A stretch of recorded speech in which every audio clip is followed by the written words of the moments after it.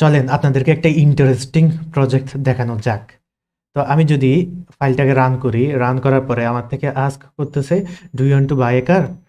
তো আমি বললাম, "হ্যাঁ, আমি একটা কার কিনতে চাই।" ওকে, ফাইন। সে বলছে, "congrats, which brand would you like to buy?" তো আমি আমার মার্সিডিজ বেঞ্চ পছন্দ। তো আমি ২ সিলেক্ট করলাম। ২ সিলেক্ট করার পরে কি বলে দেখি। সে বলতেছে, "model for Mercedes bench." Okay, fine. আমাকে কয়েকটা মডেল দেখাইলো।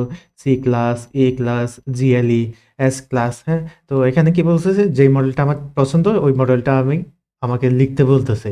তো ধরেন আমি ই ক্লাস মডেলটা আমার পছন্দ হইছে, আমি এটা কিনবো। এটা কিনে আমি লিখতেছি, আমার লেখা শেষ। এখন আমি যদি এন্টার করি তাহলে সে আমার নাম চাচ্ছে। যে অবশ্যই আমি যদি কার কিনতে চাই আমার নাম চাবে, সিগনেচার লাগবে। তো তানভীর লিখলাম। তানভীর লেখার পরে কি আসে দেখলাম। তো দেখতেই পাচ্ছেন সে আমাকে বলতেছে, "কনগ্রেটস তানভীর, কার ব্র্যান্ড মার্সিডিজ বেঞ্চ, কার মডেল এ ক্লাস।" তো এখানে সিগনেচারের জায়গায় আমার সিগনেচারটা নিয়ে ফেলছে। তো বুঝতে পারতেছেন কত ইন্টারেস্টিং একটা প্রজেক্ট আমি তৈরি করেছি। এক্সাক্টলি এই প্রজেক্টটাই আজকে ওভারভিউ করব, এবং এই প্রজেক্টটা কিভাবে তৈরি করছি সেটা যদি আপনাদেরকে বলি, প্রজেক্টের কোডটা আপনারা দেখেন। এই যে প্রজেক্টের কোডটা আমি যদি দেখাই, এই যে এই প্রজেক্টের কোড। তো হিবিজিবি লাগতে পারে, বাট এখানে কোনো হিবিজিবি বা এরকম কিছু নাই, বা আপনার জানা নাই এমন কিছু এখানে নাই। হুম? তো এখন দেখতে পাচ্ছেন এখানে ফাংশন আছে।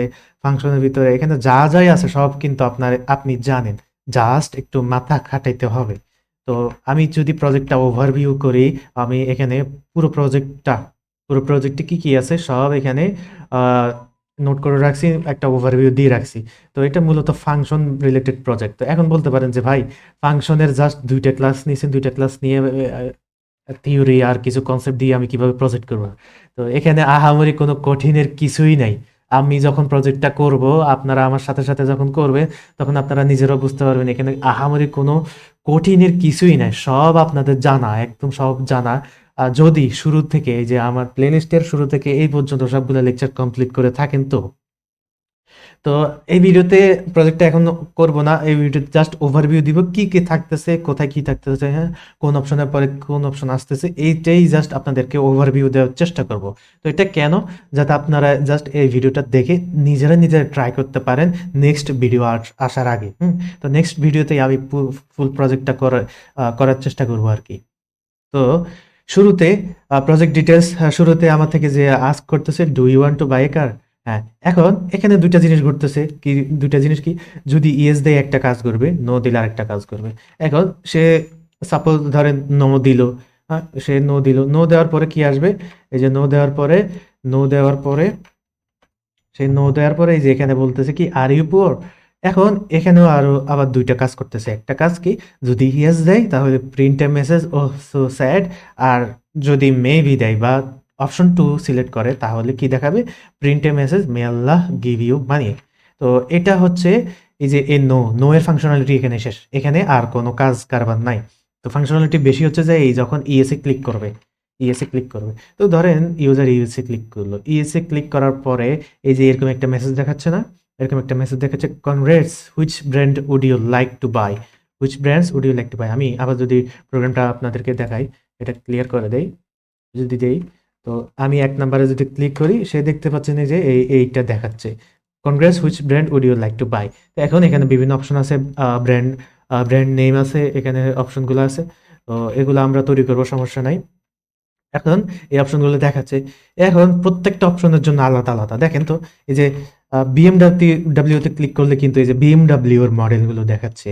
তারপর Mercedes Benz এ ক্লিক করলে কিন্তু Mercedes Benz এরই মডেল দেখাবে। তো এখন আমার কথা শুনে আপনার কাছে আপাত দৃষ্টিতে প্রজেক্টটা অনেক কঠিন, অনেক জটিল কমপ্লেক্স প্রজেক্ট হলেও, বাট যখন করতে যাব তখন আপনি নিজে বুঝতে পারবেন, উপলব্ধি করতে পারবেন, এই এত এত সহজ একটা প্রজেক্ট, এটা আমার মাথায় কেন আসলো না? তো শুরুতেই আপনারা যখন বিগিনার লেভেলে থাকবেন তখন এগুলা মাথায় আসবে না। জাস্ট আপনারা প্র্যাকটিস করতে থাকবেন, এগুলো আপনাদের মাথায় চলে আসবে। তো এখন এক BMW তে যদি ক্লিক করে, ধরেন BMW তে ক্লিক করলো। BMW তে ক্লিক করলে সেই BMW এর মডেলগুলো দেখাবে। এই যে BMW এর মডেল, BMW এর মডেল, এই যে BMW এর মডেলগুলো এগুলো। বিএমডাব্লিউর মডেল। আবার ধরেন সে ক্লিক করলো মার্সিডিজ বেঞ্জে, মার্সিডিজ বেঞ্জ এই যে মডেল 4 বা মার্সিডিজ বেঞ্জ। তারপরে অডিতে ক্লিক করলো, অডিতে ক্লিক করার পরে যে অডির মডেলগুলো দেখাবে। এরপরে মডেল সব প্রত্যেকটা জিনিস একটা জিনিস কমন থাকবে, সে মডেল নেমগুলো রাইট করবে আর কি।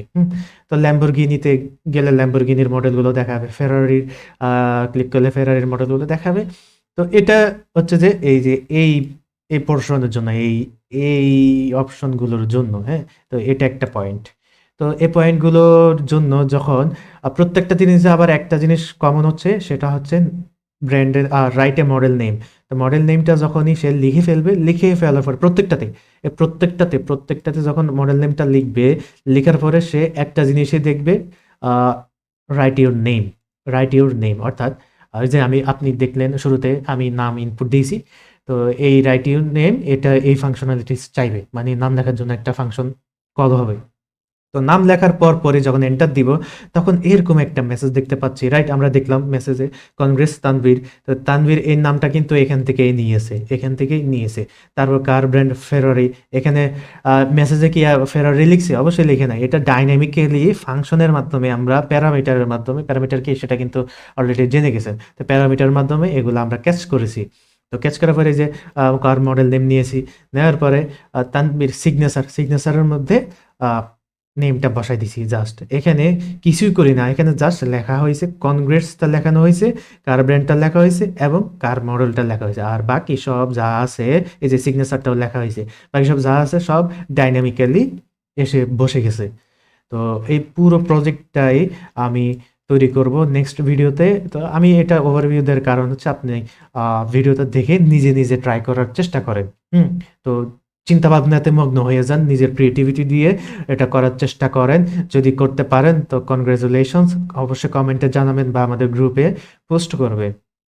তো দেখা হচ্ছে পরবর্তী ভিডিওতে এই ইন্টারেস্টিং প্রজেক্ট কিভাবে তৈরি করতে হয় সেটা নিয়ে। ততক্ষণ পর্যন্ত ভালো থাকবেন, সুস্থ থাকবেন, আমার জন্য দোয়া করবেন। আল্লাহ হাফিজ, আসসালামু আলাইকুম।